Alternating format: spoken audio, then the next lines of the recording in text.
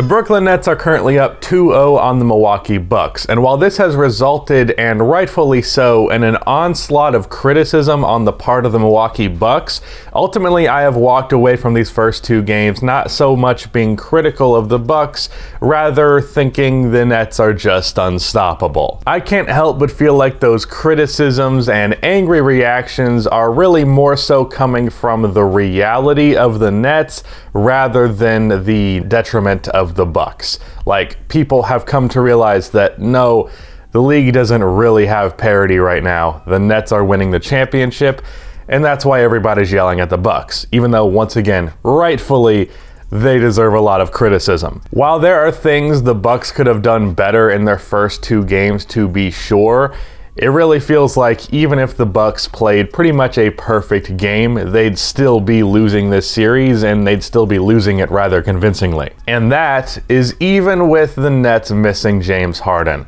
So let's talk about why the Nets are winning the 2021 championship and why it's probably not even going to be that difficult for them.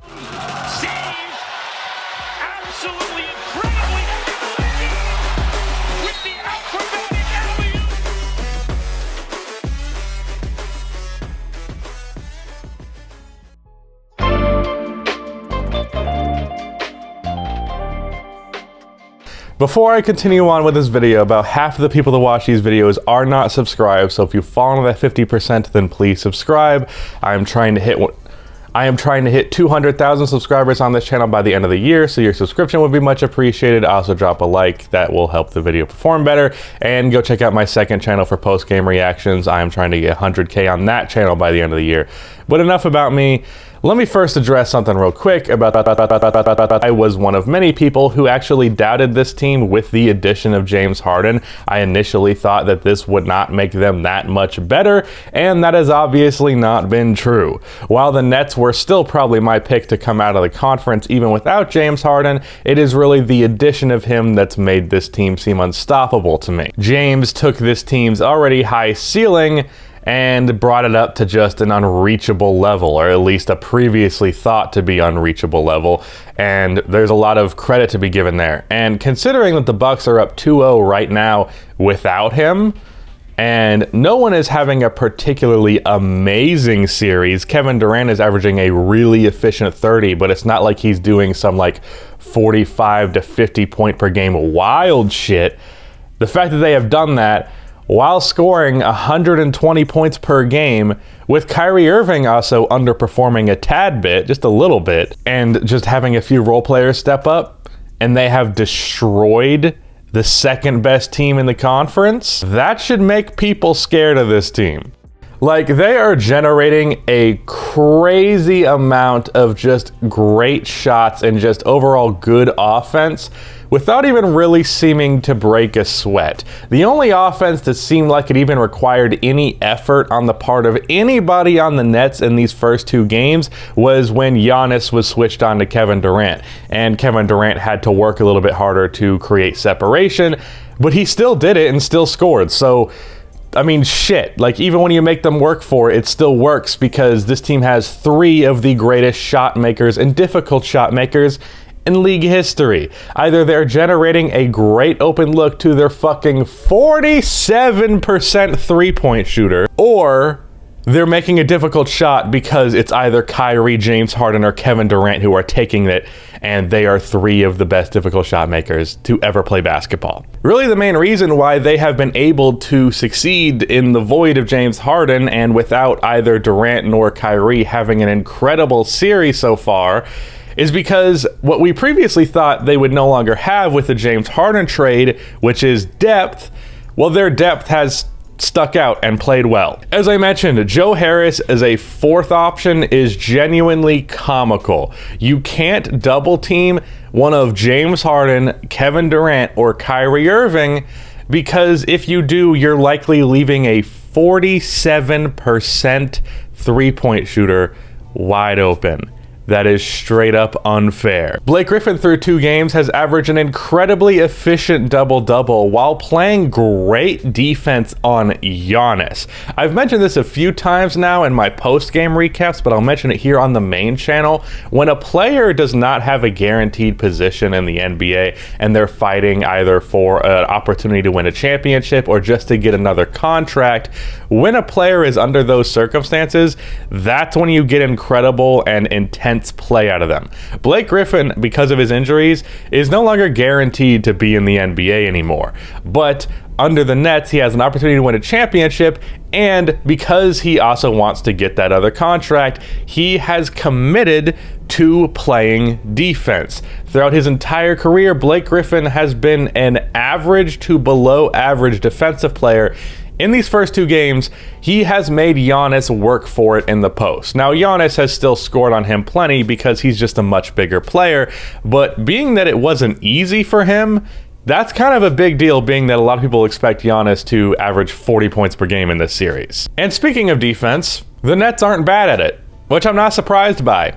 A lot of people seem to be surprised by that. The Nets were towards middle of the pack defensively towards the second half of the season, and yet everybody was acting like they were the worst defense in the NBA. While yes, this is obviously an offense-first team, there are still guys on this team that are either capable to good defenders and guys on this team who are not making a lot of money, who would like to make more money in the future, so they really try their ass off on defense. Blake Griffin, trying to remain in the NBA, trying to win a championship after being a borderline superstar level player for a couple of years. He now has an opportunity to do that, and he's not going to let it go to waste because he didn't put in enough effort. He's going 110%. He dived on the floor like 4 different times in game 1.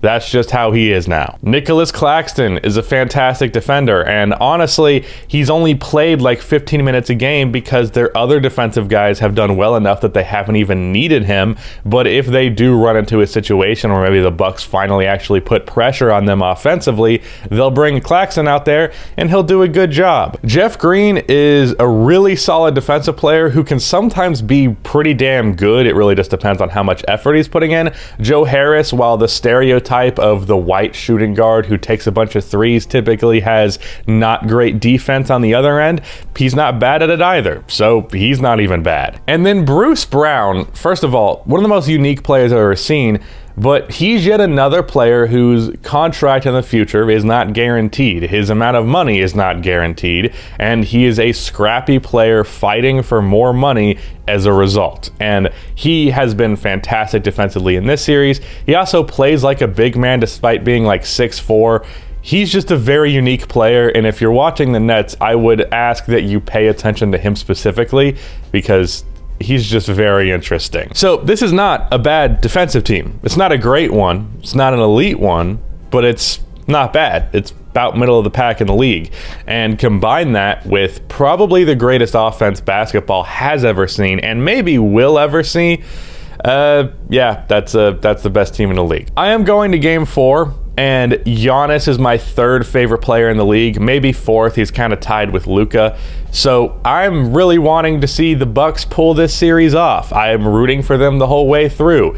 But honestly, it feels like pointless to put my energy into wanting that to happen because it's probably not going to happen. And the worst thing about that is that to most people, including myself, the Bucks were the team that had the best opportunity to stop the Nets. I don't think the Clippers are better than this team. I don't think the Nuggets or the Jazz or the Suns, certainly not the Sixers or the Hawks. The Bucks were the team that had the best defensive matchup. They had the most talent, really, and they're getting smoked. And they might get fucking swept.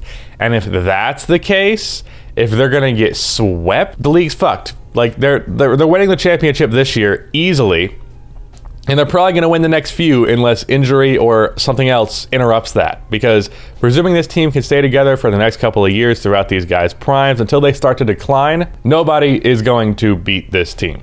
They're just not. Unless some other ridiculous star squad is put together to counteract them in the Western Conference or something. So that is why I believe the Brooklyn Nets will win the 2021 championship and do it without really breaking much of a sweat. Shout out to Rudy for editing this video. His most recent video is linked in the description. I'd recommend you check out his channel. I'd like him to make more content. Some more support over there, I'm sure, would help aid that. But yeah, that's the end of this video. Please be sure to like and subscribe for more NBA content like this, and keep the outro music.